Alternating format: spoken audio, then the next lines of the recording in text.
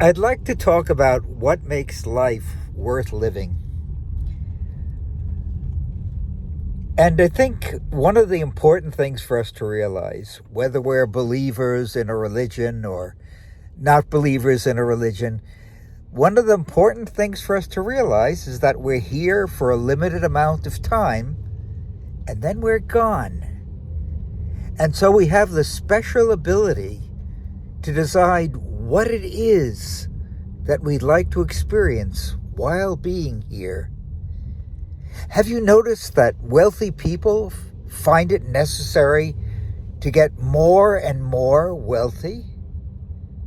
If you have $10 million, will it change anything really for you to have 20 million? If you have $1 billion, will it change anything for you to have 20 billion?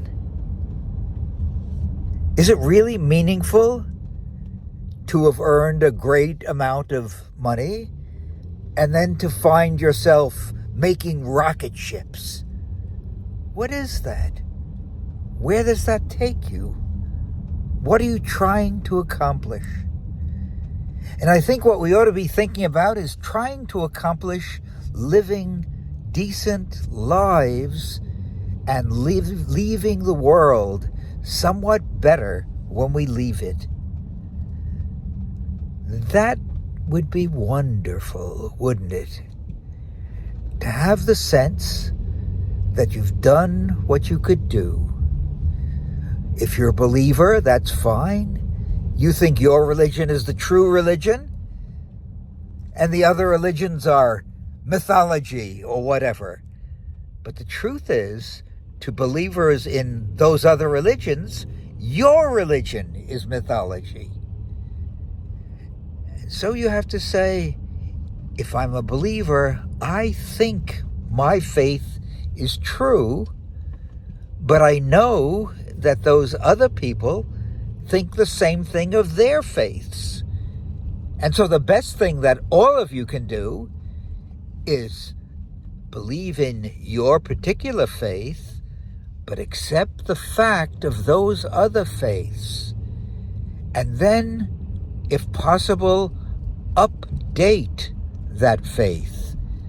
If it started at the time of ancient Rome, why then there are many things that have to be reconceived in order to make it fit into our time.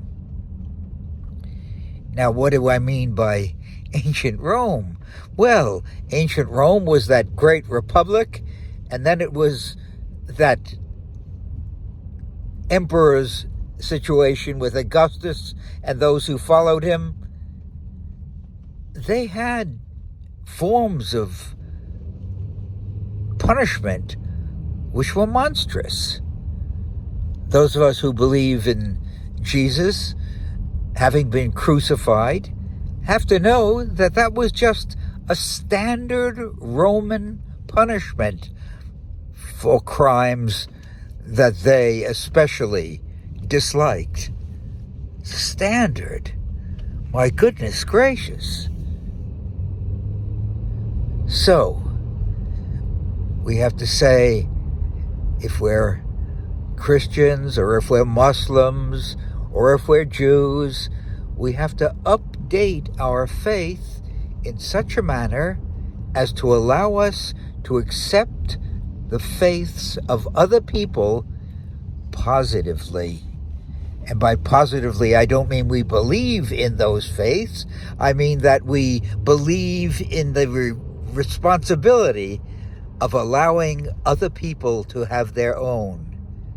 And those of us who don't have any of that, then we begin to say, I think the idea is to seek a positive end, a way in which I can contribute to the well-being of other people after I'm gone.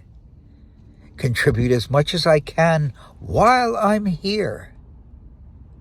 Think about acting decently, to those we meet. Think about acting acceptably to those who are of a different faith from ours, who are of a different color from ours.